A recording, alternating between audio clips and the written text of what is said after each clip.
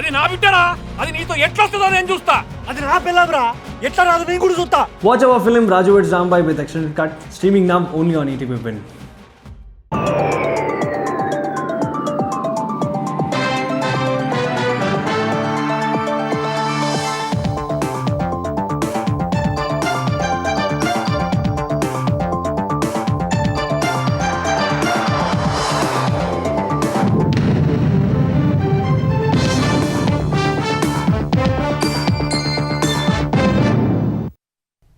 నమస్కారం, ఈటీవీ న్యూస్కు స్వాగతం. ముఖ్యాంశాలు.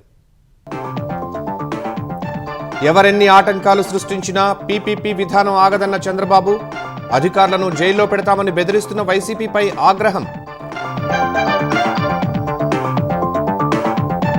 వెంకటపాలెంలో ఘనంగా వాజ్పేయి 101వ జయంతి కార్యక్రమం. మాజీ ప్రధాని విగ్రహం ఆవిష్కరించిన చంద్రబాబు, శివరాజ్ సింగ్.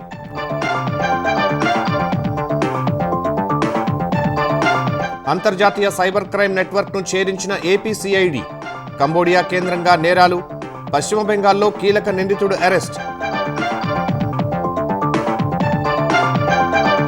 తెలంగాణ రోడ్డు రవాణా సంస్థలో మరో 198 పోస్టులకు నోటిఫికేషన్. ఈ నెల 30 నుంచి దరఖాస్తుల స్వీకరణ. జనవరి 20 తుది గడువు. నేటితో ముగియనున్న ప్రభాకర్ రావు కస్టోడియల్ విచారణ. ఫోన్ ట్యాపింగ్లో రాజకీయ నేతల పాత్రపై సమాచారం సేకరించిన సిట్. ఒడిశాలో మావోయిస్టులకు మరో ఎదురుదెబ్బ. నక్సల్స్ అగ్రనేత ఉయికే గణేష్ సహా 6 మృతి. కొనసాగుతున్న కూంబింగ్.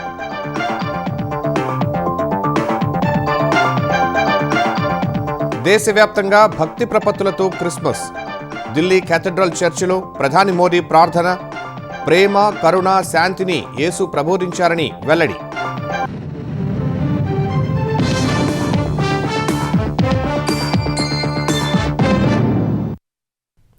ఎవరెన్ని ఆటంకాలు సృష్టించినా పీపీపీ విధానం ఆగదని ముఖ్యమంత్రి చంద్రబాబు స్పష్టం చేశారు.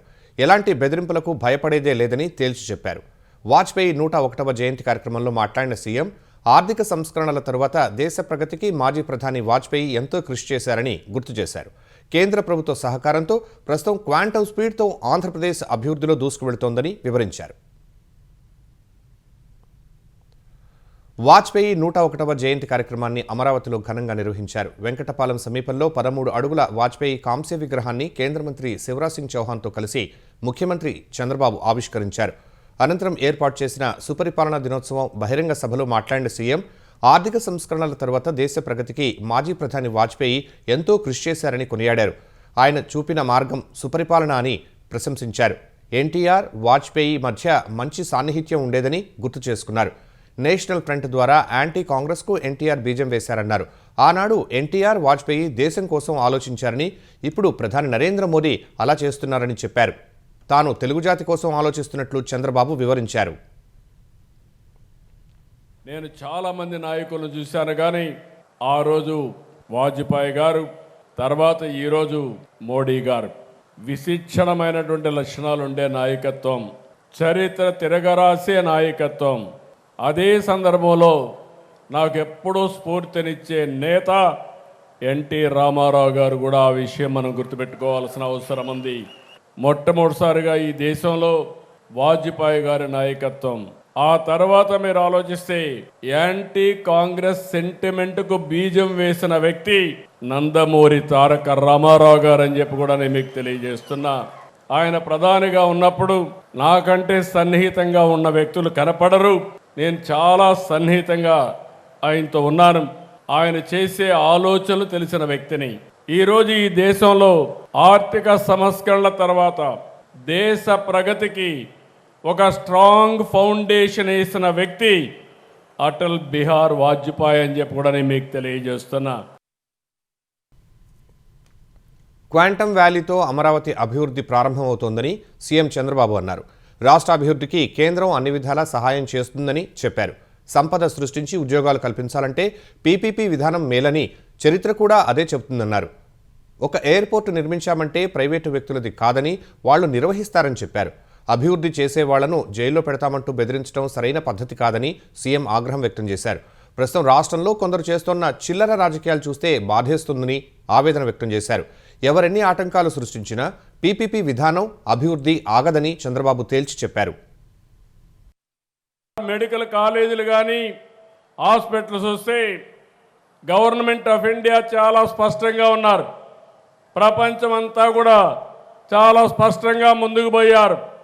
మెరుగైన సేవలు అందించాలంటే, సంపద సృష్టించాలంటే, ఉద్యోగాలు కల్పించాలంటే పీపీపీ మోడలే కరెక్ట్ అని ఇంతవరకు మనం 30 ఏళ్లుగా చూసాం. దాన్ని కూడా విమర్శిస్తూ వక్రీకరిస్తూ ఇది ప్రైవేట్ కాలేజీలు అని చెప్పి ఇంకొక ఎక్స్టెంట్ మీరు చూశారు. ఒకప్పుడు నాయకులు ఎంతో గౌరవంగా ఉండేవాళ్ళు.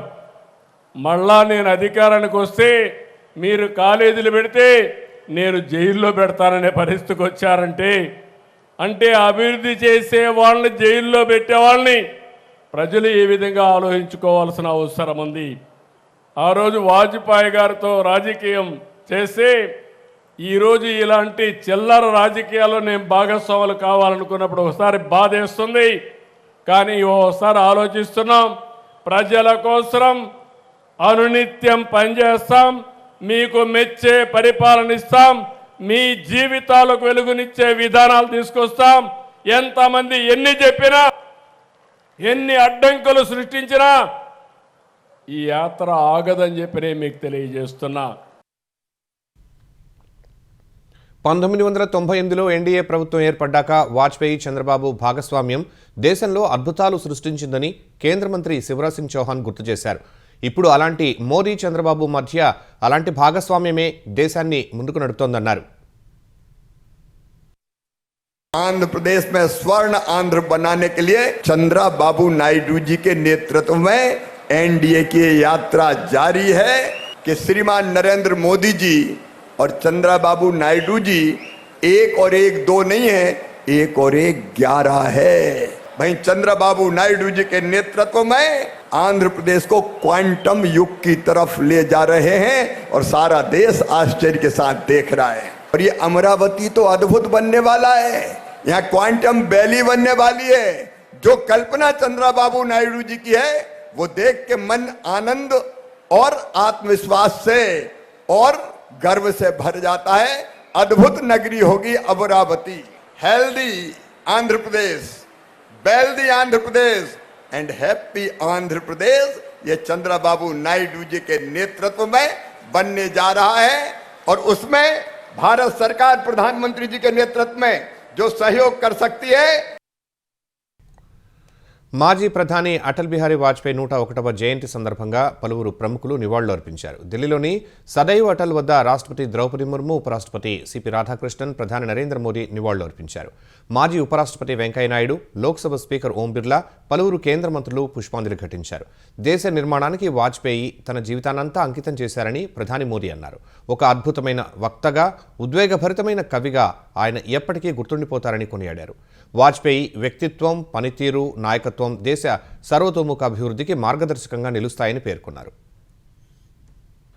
వైసీపీ అధినేత జగన్మోహన్ రెడ్డి ప్రజాపక్షం వహించకుండా అభివృద్ధిని అడ్డుకుంటూ ప్రతి నాయకుడి పాత్ర పోషిస్తున్నారని ఆంధ్రప్రదేశ్ విద్యాశాఖ మంత్రి నారా లోకేష్ ధ్వజమెత్తారు. పీపీపీ విధానంలో వైద్య కళాశాలల నిర్మాణంతో పేదలకు మేలు జరుగుతుందని, వారికి సూపర్ స్పెషాలిటీ వైద్య సేవలు అందుతాయన్నారు. అలాగే పేద విద్యార్థులకు వైద్య సీట్లు లభిస్తాయని పేర్కొన్నారు. కానీ జగన్ ఉద్దేశపూర్వకంగానే పీపీపీ విధానంపై విషం చిమ్ముతున్నారని మండిపడ్డారు. పీపీపీ విధానాన్ని జగన్, వైసీపీ నేతలు అడ్డుకుంటున్న తీరు, రౌడీలు, అరాచకవాదులకు వారు కొమ్ము కాస్తూ అభివృద్ధిని అడ్డుకుంటున్న ఆ పార్టీ విధానంపై రూపొందించిన ఓ వీడియోను ఎక్స్ వేదికగా లోకేష్ పోస్ట్ చేశారు. గ్రేటర్ విజయవాడ మున్సిపల్ కార్పొరేషన్ ఏర్పాటు చేయాలని కోరుతూ విజయవాడ ఎంపీ కేశినేని శివనాథ్, ఎమ్మెల్యే గద్దె రామ్మోహన్ ముఖ్యమంత్రి చంద్రబాబును కలిసి వినతిపత్రం అందజేశారు. విజయవాడ పరిసరాల్లోని 74 గ్రామాల విలీనంతో గ్రేటర్ విజయవాడ ఏర్పాటు చేయాలని కోరారు. దీర్ఘకాలంగా పెండింగ్లో ఉన్న గ్రేటర్ విజయవాడ ఏర్పాటుపై సత్వరమే నిర్ణయం తీసుకోవాలని ఎంపీ కేశినేని శివనాథ్ కోరారు. ఈ ప్రతిపాదనపై సీఎం చంద్రబాబు సానుకూలంగా స్పందించారు. గ్రేటర్ విజయవాడ మున్సిపల్ కార్పొరేషన్పై త్వరలో నిర్ణయం తీసుకునే అవకాశం ఉన్నట్లు తెలుస్తోంది. తెలంగాణ రోడ్డు రవాణా సంస్థలో మరో 198 పోస్టులకు నోటిఫికేషన్ ఇస్తూ తెలంగాణ పోలీసు రిక్రూట్మెంట్ బోర్డు ప్రకటన జారీ చేసింది. 84 ట్రాఫిక్ సూపర్వైజర్ ట్రైనీ పోస్టులు, 114 మెకానికల్ సూపర్వైజర్ ట్రైనీ పోస్టులకు నోటిఫికేషన్ విడుదల చేసింది. ఆసక్తి గల అభ్యర్థులు ఈ నెల 30 నుంచి జనవరి 20 వరకు దరఖాస్తు చేసుకోవాలని సూచించింది. దరఖాస్తు స్వీకరణకు జనవరి 20 చివరి తేదీగా నిర్ణయించింది. అభ్యర్థులు పూర్తి వివరాల కోసం www.tgprb.in వెబ్సైట్లో నోటిఫికేషన్ను పరిశీలించాలని సూచించింది. అమృత పథకంలో భాగంగా మంచిర్యాల జిల్లా చెన్నూరు నియోజకవర్గంలో 90 కోట్ల రూపాయలతో ఇంటింటికి తాగునీరు అందించేందుకు పనులు కొనసాగుతున్నాయని తెలంగాణ కార్మిక శాఖ మంత్రి వివేక్ వెంకటస్వామి తెలిపారు. మందమరిలో 18 లక్షలతో నిర్మిస్తున్న సీసీ రహదారి పనులకు మంత్రి శంకుస్థాపన చేశారు. అనంతరం సిఎస్ఐ చర్చిలో క్రైస్తవులకు క్రిస్మస్ శుభాకాంక్షలు తెలిపారు. చెన్నూరు నియోజకవర్గంలోని అన్ని గ్రామాల్లో సోలార్ విద్యుత్ సరఫరాకు కృషి చేస్తున్నట్లు మంత్రి వెల్లడించారు. చెన్నూరు నియోజకవర్గాన్ని ఆదర్శంగా తీర్చిదిద్దుతామని మంత్రి వివేక్ హామీ ఇచ్చారు. మందమరిలోనే కాక మొత్తం చెన్నూరు నియోజకవర్గంలో గ్రామాలలో కూడా సోలార్ లైటింగ్ అని చెప్పి ప్రపోజ్ చేస్తున్నాము. ఎందుకంటే అంధకారంగా ఉన్నాయి గ్రామాలన్నీ కూడా, అక్కడ సోలార్ లైట్స్ కూడా అక్కడ పెట్టిస్తున్నాము. ఏదైతే అమృత్ స్కీమ్లో 30 కోట్ల రూపాయలు శాంక్షన్ అయిందో అవి కూడా వేగవంతంగా పనులు నడుస్తున్నాయి. ఈ 3 చోట్ల చెన్నూరు టౌన్, ఖైతాన్పల్లి, మందమరి సుమారు 100 కోట్ల రూపాయలు అమృత్ స్కీమ్ కింద నిధులు శాంక్షన్ అయినాయి. పనులు కూడా నడుస్తున్నాయి. ఈ వచ్చే సంవత్సరంలో జూన్ జూలై వరకు ఈ ప్రాజెక్టు కూడా పూర్తిగా అయ్యే అవకాశాలు ఉన్నాయి. యూరియా యాప్ విజయవంతంగా అమలవుతుందని తెలంగాణ వ్యవసాయ శాఖ సంచాలకులు డాక్టర్ బి గోపి వెల్లడించారు. పైలట్ ప్రాజెక్టు కింద అమలు చేస్తున్న 5 జిల్లాల్లో 3 రోజుల్లో యూరియా యాప్ ద్వారా 37,264 మంది రైతులు బుక్ చేసుకుని 1,15,534 బస్తాలను కొనుగోలు చేశారని తెలిపారు. విడతల వారీగా మిగతా జిల్లాల్లో కూడా యూరియా బుకింగ్ యాప్ అందుబాటులోకి వస్తుందన్నారు. పైలట్ ప్రాజెక్టు కింద ఎంపిక చేసిన జిల్లాలు తప్ప మిగిలిన జిల్లాల రైతులు ఆందోళన చెందాల్సిన అవసరం లేదని వ్యవసాయ సంచాలకులు విడుదల చేసిన ప్రకటనలో పేర్కొన్నారు. ఆదిలాబాద్, మహబూబ్ నగర్, నల్గొండ, జనగాం, పెద్దపల్లి జిల్లాలో యూరియా యాప్ ద్వారా బుకింగ్ చేసుకున్న వారికి బస్తాలను అందజేస్తున్నారు. ఫోన్ ట్యాపింగ్ కేసులో స్పెషల్ ఇంటెలిజెన్స్ బ్రాంచ్ మాజీ ఓఎస్డీ ప్రభాకర్ రావు కస్టోడియల్ విచారణ నేటితో ముగియనుంది. ప్రభాకర్ రావును 2 వారాలుగా విచారిస్తున్న సిట్ అధికారులు ఇప్పటికే కీలక సమాచారాన్ని సేకరించారు. ఫోన్ ట్యాపింగ్లో రాజకీయ నాయకుల పాత్రపైన సమాచారం సేకరించినట్లు తెలిసింది. ప్రభాకర్ రావు కస్టోడియల్ విచారణ నివేదికను అధికారులు సిద్ధం చేశారు. ఆ నివేదిక ఆధారంగా తదుపరి చర్యలు తీసుకునేందుకు సిద్ధమవుతున్నారు. ఒడిశాలోని కంధమాల్ జిల్లా గుమ్మ అటవీ ప్రాంతంలో జరిగిన ఎన్కౌంటర్లో మావోయిస్టు అగ్రనేత పాక హనుమంతు అలియాస్ ఉయికే గణేష్ సహా 6 మృతి చెందారు. తెలంగాణలోని నల్గొండ జిల్లా పుల్లేలకు చెందిన గణేష్ మావోయిస్టు కేంద్ర కమిటీ సభ్యుడిగా ఉన్నారు. గణేష్పై 1,10,00,000 రూపాయల రివార్డు ఉందని పోలీసులు తెలిపారు. మావోయిస్టు విభాగంలో ఒడిశా అగ్రనేతల్లో ఆయనొకరని వివరించారు. ఎన్కౌంటర్ జరిగిన ప్రాంతంలో ఒక రివాల్వర్, .303 రైఫిల్, ఒక వాకీటాకీ సెట్ను పోలీసులు స్వాధీనం చేసుకున్నారు. గుమ్మ అటవీ ప్రాంతంలో మావోయిస్టులు ఉన్నారనే సమాచారంతో పోలీసులు కూంబింగ్ నిర్వహించారు. ఈ క్రమంలో ఓ చోట మావోయిస్టులు ఎదురుపడగా పరస్పరం కాల్పులు జరిగాయి. 6 నక్సల్స్ మృతి చెందినట్లు కేంద్ర హోంమంత్రి అమిత్ షా వెల్లడించారు. ఒడిశా, ఛత్తీస్గఢ్ సరిహద్దుల్లో మావోయిస్టుల కోసం బలగాల గాలింపు కొనసాగుతోంది. అంతర్జాతీయ సైబర్ క్రైమ్ నెట్వర్క్ను ఏపీ సిఐడి ఛేదించింది. కంబోడియా కేంద్రంగా ఏపీలో సైబర్ నేరాలకు పాల్పడుతున్న ముఠా గుట్టును సిఐడి పోలీసులు బయటపెట్టారు. ఈ కేసులో హో హుడే అనే నిందితుడిని పశ్చిమ బెంగాల్లో అరెస్టు చేసినట్లు తెలుస్తోంది. డైరెక్టరేట్ ఆఫ్ టెలికమ్యూనికేషన్ సహకారంతో సైబర్ క్రైమ్ నేరాలకు వినియోగిస్తున్న 1,400 సిమ్ కార్డులను అధికారులు స్వాధీనం చేసుకున్నారు. కంబోడియాలో కాల్ సెంటర్లు ఏర్పాటు చేసి విశాఖ, పశ్చిమ బెంగాల్, ఒడిశాలో సిమ్ బాక్స్ కేంద్రాలకు అనుసంధానం చేశారు. వీటి ద్వారా సైబర్ నేరాలు చేస్తున్నారు. దీనిపై దృష్టి పెట్టిన సిఐడి పోలీసులు నెట్వర్క్ కాల్స్కు సర్వర్లు, ఏ సిమ్ కార్డులు ఎక్కడి నుంచి పనిచేస్తున్నాయో ఆరా తీశారు. ఇతరుల ధృవీకరణ పత్రాలతో భారీగా మ్యూల్ సిమ్ కార్డులు తీసుకుని సిమ్ బాక్సులు ఏర్పాటు చేసినట్లు దర్యాప్తులో గుర్తించారు. ఆంధ్రప్రదేశ్లో గిరిజన విద్యార్థుల స్కాలర్షిప్లను గిరిజన సంక్షేమ శాఖ మంత్రి సంధ్యారాణి విడుదల చేశారు. గిరిజన విద్యను ప్రోత్సహిస్తూ పాఠశాలలు, హాస్టల్స్లో మౌలిక సదుపాయాలు, వైద్య సౌకర్యాలు కల్పిస్తున్నామని మంత్రి చెప్పారు. పౌష్టికాహారం అందిస్తూ వారి జీవితంలో కోరుకున్నది ఏదైనా సాధించగలమనే విశ్వాసాన్ని కలిగించాలన్నదే సీఎం చంద్రబాబు లక్ష్యమన్నారు. గత ప్రభుత్వ హయాంలో పెండింగ్లో ఉన్న బకాయిలను కూటమి ప్రభుత్వం అత్యంత ప్రాధాన్యతగా తీసుకుని పరిష్కరించినట్లు మంత్రి వివరించారు. అర్హులైన ప్రతి విద్యార్థికి న్యాయం చేకూరేలా నిధులు విడుదల చేసినట్లు వెల్లడించారు. భవిష్యత్తులోనూ సమయానుకూలంగా స్కాలర్షిప్లు విడుదల చేస్తామని మంత్రి సంధ్యారాణి స్పష్టం చేశారు. మాజీ ఎమ్మెల్యే పిన్నెల్లి రామకృష్ణారెడ్డి ఆయన సోదరుడు పిన్నెల్లి వెంకటరామిరెడ్డికి న్యాయస్థానం రిమాండ్ పొడిగించింది. నెల్లూరు జైలులో ఉన్న పిన్నెల్లి సోదరులను వర్చువల్గా విచారించిన మాచర్ల కోర్టు న్యాయాధికారి జనవరి 7 వరకు రిమాండ్ పొడిగించారు. ఈ ఏడాది మే 24న పల్నాడు జిల్లా వెల్దుర్తి మండలం గుండ్లపాడుకు చెందిన అన్నదమ్ములు జవిశెట్టి వెంకటేశ్వర్లు, జవిశెట్టి కోటేశ్వరరావులు దారుణ హత్యకు గురయ్యారు. వారు ప్రయాణిస్తున్న బైకును కారుతో ఢీకొట్టి బండరాళ్లతో కొట్టి హత్య చేశారు. ఈ కేసులో మొత్తం 9 మందిని నిందితులుగా చేర్చారు. పిన్నెల్లి రామకృష్ణారెడ్డి A6గా, పిన్నెల్లి వెంకటరామరెడ్డి A7గా ఉన్నారు. సుప్రీంకోర్టు ఆదేశాల మేరకు ఈ నెల 11వ తేదీన పిన్నెల్లి సోదరులు మాచర్ల కోర్టులో లొంగిపోయారు. మహబూబ్నగర్ జిల్లా బాలానగర్ సమీపంలో హైదరాబాద్ బెంగళూరు జాతీయ రహదారిపై రోడ్డు ప్రమాదంలో పలువురు విద్యార్థులు గాయపడ్డారు. హైదరాబాద్ వైపు వెళుతున్న కారు పంక్చర్ కావడంతో డ్రైవర్ సడన్ బ్రేక్ వేశాడు. అదే సమయంలో వెనుక వస్తున్న నారాయణపేట జిల్లా మరికల్కు చెందిన ప్రైవేటు పాఠశాల బస్సు కారును ఢీకొట్టింది. వెనుక నుంచి వస్తున్న వాహనాలు స్కూలు బస్సును ఢీకొట్టడంతో బస్సు బోల్తా పడింది. బస్సులో చిక్కుకుపోయి హాహాకారాలు చేస్తున్న పిల్లల్ని స్థానికులు, అటువైపు వెళుతున్న వాహనదారులు బస్సు కిటికీల్లోంచి బయటకు తీశారు. గాయపడిన విద్యార్థులను షాద్నగర్ ఆసుపత్రికి తరలించారు. ప్రమాదం జరిగినప్పుడు బస్సులో 40 మంది విద్యార్థులు ప్రయాణించినట్లు తెలుస్తోంది. బస్సు బోల్తా పట్టడంతో ట్రాఫిక్ స్తంభించింది. సరిగ్గా అదే సమయంలో హైదరాబాద్ నుంచి మక్తల్ వెళ్తున్న తెలంగాణ క్రీడా శాఖ మంత్రి వాకిటి శ్రీహరి స్వయంగా సహాయ చర్యలను పర్యవేక్షించారు. ట్రాఫిక్ను క్రమబద్ధీకరించిన తర్వాత విద్యార్థులను పరామర్శించారు. గాయపడ్డ విద్యార్థులకు మెరుగైన చికిత్స అందించాలని షాద్నగర్ వైద్యులను ఫోన్లో మంత్రి ఆదేశించారు. మహారాష్ట్రలో దేవాడ సమీపంలోని సోండో వద్ద ఇవాళ ఉదయం జరిగిన ప్రమాదంలో 4 తెలంగాణ వాసులు ప్రాణాలు కోల్పోయారు. కుమురం భీం జిల్లా కాగజ్నగర్కు చెందిన 4 ప్రయాణిస్తున్న కారు సోండో వద్ద అదుపు తప్పి బ్రిడ్జిపై నుంచి కిందకు పడిపోయింది. ఈ ఘటనలో ఒకే కుటుంబానికి చెందిన 4 మహిళలు మృతి చెందారు. ఆసుపత్రి పని మీద నాగ్పూర్కు వెళ్లి వస్తూ ఉండగా ప్రమాదం జరిగింది. కాగజ్నగర్ పట్టణం నిజాముద్దీన్ కాలనీకి చెందిన సల్మా బేగం, ఆమె కూతురు షబరీన్, వారి బంధువులు అఫ్జా బేగం, సహారా ప్రమాదంలో ప్రాణాలు కోల్పోయినట్లు గుర్తించారు. మరో ఇద్దరి పరిస్థితి విషమంగా ఉండడంతో మెరుగైన చికిత్స కోసం చంద్రపూర్లోని ఓ ప్రైవేట్ ఆసుపత్రికి తరలించారు. నల్గొండ బీజేపీ కార్యాలయం వద్ద ఉద్రిక్తత చోటు చేసుకుంది. పంచాయతీ ఎన్నికల్లో బీజేపీ మద్దతుతో గెలిచిన అభ్యర్థులకు సన్మానం చేయాలని ఆ పార్టీ నేతలు నిర్ణయించగా 2 వర్గాల మధ్య ఘర్షణ జరిగింది.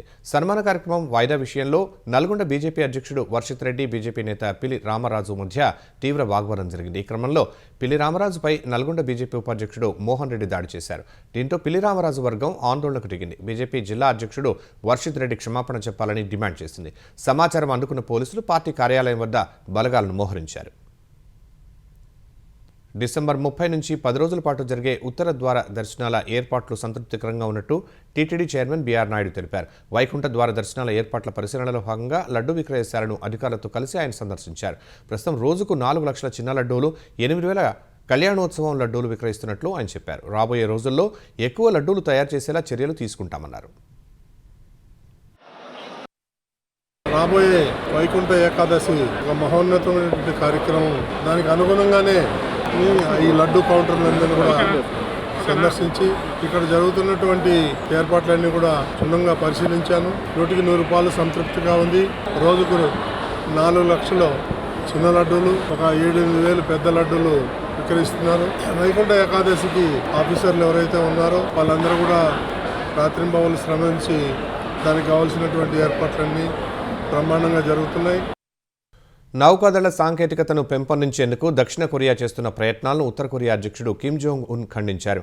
ఉత్తర కొరియా భద్రతను, సముద్ర సార్వభౌమాధికారాన్ని తీవ్రంగా ఉల్లంఘించే దురాక్రమణ చర్యగా అభివర్ణించారు. దక్షిణ కొరియా ప్రణాళికలు తమ నౌకాదళాన్ని మరింత బలోపేతం చేయాల్సిన అవసరాన్ని గుర్తు చేస్తున్నాయని కిమ్ పేర్కొన్నారు. ఉత్తర కొరియాలో అణ్వాయుధ సామర్థ్యం గల జలాంతర్గామి నిర్మాణం జరుగుతున్న షిప్యార్డ్ను కిమ్ సందర్శించారు. జలాంతర్గామి నిర్మాణ పనులను పరిశీలించారు. ఉత్తర కొరియా నౌకాదళ ఆధునీకరణలో, అణ్వాయుధ తయారీలో ఇది కీలకమైన అడుగు అని కిమ్ వ్యాఖ్యానించారు.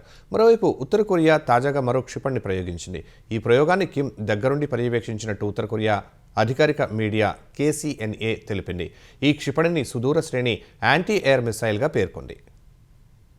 బంగ్లాదేశ్లో పార్లమెంటు ఎన్నికలు సమీపిస్తున్న వేళ కీలక పరిణామం చోటు చేసుకుంది. బంగ్లాదేశ్ నేషనలిస్ట్ పార్టీ కార్యనిర్వాహక అధ్యక్షుడు, మాజీ ప్రధాని ఖలీదా జియా కుమారుడు తారిక్ రెహమాన్ 17 ఏళ్ల తర్వాత లండన్ నుంచి స్వదేశానికి చేరుకున్నారు. షేక్ హసీనా ప్రభుత్వం కూలిపోయిన తర్వాత రాజకీయ సంక్షోభం సహా ఉద్రిక్త పరిస్థితులు కొనసాగుతున్న వేళ ఆయన ఢాకా రావడం ప్రాధాన్యం సంతరించుకుంది.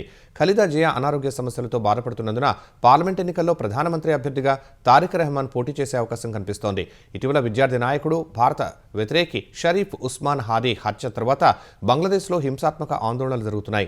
అక్కడి హిందువులపైన దాడులు కొనసాగుతున్నాయి. క్రిస్మస్ సందర్భంగా పలువురు ప్రముఖులు దేశ ప్రజలకు శుభాకాంక్షలు తెలిపారు. క్రిస్మస్ పర్వదినం సందర్భంగా క్రైస్తవులకు రాష్ట్రపతి ద్రౌపది ముర్ము శుభాకాంక్షలు తెలిపారు. క్రిస్మస్ పండుగ ప్రేమ, కరుణ అనే సందేశాన్ని అందిస్తుందని రాష్ట్రపతి అన్నారు. మానవాళి సంక్షేమం కోసం క్రీస్తు చేసిన త్యాగాన్ని ఆ పర్వదినం గుర్తు చేస్తుందని ఎక్స్లో పేర్కొన్నారు. సమాజంలో శాంతి, సామరస్యం, సమానత్వం, సేవ విలువలను మరింత బలోపేతం చేయడానికి క్రిస్మస్ స్ఫూర్తినిస్తుందని తెలిపారు. కాంగ్రెస్ అగ్రనేత రాహుల్ గాంధీ దేశ ప్రజలకు క్రిస్మస్ నూతన సంవత్సర శుభాకాంక్షలు తెలిపారు. కొత్త ఏడాదిలో అందరికీ మంచి కలగాలని ఆశిస్తున్నట్టు ఎక్స్లో ఓ వీడియో పోస్ట్ చేశారు. క్రిస్మస్ సందర్భంగా ప్రధాని నరేంద్ర మోదీ ఢిల్లీలోని కేథడ్రల్ చర్చ్ ఆఫ్ ది రిడెంప్షన్లో జరిగిన ప్రత్యేక ప్రార్థనల్లో పాల్గొన్నారు. ఢిల్లీ, ఉత్తర భారత్కు చెందిన క్రైస్తవులతో కలిసి ప్రార్థన చేశారు. ఈ కార్యక్రమంలో క్యారల్స్, భక్తి గీతాలు ఆకట్టుకున్నాయి. Delhi bishop right reverend doctor Paul Swarup ప్రధాని మోదీ కోసం ప్రత్యేక ప్రార్థన నిర్వహించారు. అంతకుముందు ఎక్స్ వేదికగా దేశ ప్రజలకు క్రిస్మస్ శుభాకాంక్షలు తెలిపిన ప్రధాని ఈ పండుగ ప్రేమ, శాంతి, కరుణ సందేశాన్ని ఇస్తుందన్నారు. క్రిస్మస్ స్ఫూర్తి సమాజంలో సామరస్యం, సద్భావనను ప్రేరేపిస్తుందని పేర్కొన్నారు. ప్రతిభావంతులైన క్రీడాకారులను వెలుగులోకి తీసుకురావడం పార్లమెంటు సభ్యుల బాధ్యత అని ప్రధాని నరేంద్ర మోదీ చెప్పారు. యువతలో క్రీడా సంస్కృతి, నాయకత్వ లక్షణాలను ప్రోత్సహించే ఉద్దేశంతో చేపట్టిన సంసద్ ఖేల్ మహోత్సవ్ను ఉద్దేశించి వర్చువల్గా మాట్లాడిన ప్రధాని మోదీ 2026 ఒలింపిక్స్కు ప్రస్తుతం ఉన్న చిన్నారులను సిద్ధం చేయాలని పిలుపునిచ్చారు. తల్లిదండ్రులు తమ పిల్లలు క్రీడల్లో ఉత్సాహంగా పాల్గొనేలా ప్రోత్సహించాలని ప్రధాని సూచించారు. సంసద్ ఖేల్ మహోత్సవ్ ద్వారా దేశంలోని ప్రతిభావంతులైన క్రీడాకారులను అన్వేషిస్తున్నట్లు మోదీ వివరించారు. ఈ బాధ్యతను ప్రజాప్రతినిధులు తీసుకోవాలని దిశానిర్దేశం చేశారు. ప్రత్యేక పథకం ద్వారా క్రీడాకారులకు 25,000 నుంచి 50,000 వరకు ఆర్థిక సాయం కూడా చేస్తున్నట్లు తెలిపారు. క్రీడాకారులు తమ గెలుపుతో పాటు దేశం కోసం పోటీ పడుతున్నామనే విషయం గుర్తుంచుకోవాలని సూచించారు. आने वाले समय में भारत बड़े बड़े स्पोर्ट्स इवेंट्स को होस्ट करने जा रहा है. 2030 में अहमदाबाद में कॉमनवेल्थ गेम्स आयोजित करेगा. आप जैसे युवा खिलाड़ियों के लिए ये एक बड़ा मौका होगा.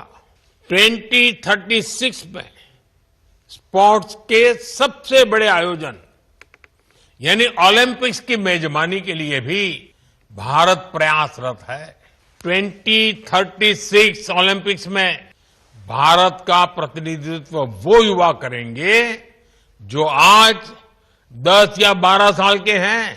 हमें अभी से उसे तलाशना है, तराशना है और राष्ट्रीय पटल पर उसे लेकर आना है. सांसद खेल महोत्सव इसमें बहुत बड़ी भूमिका निभा सकता है.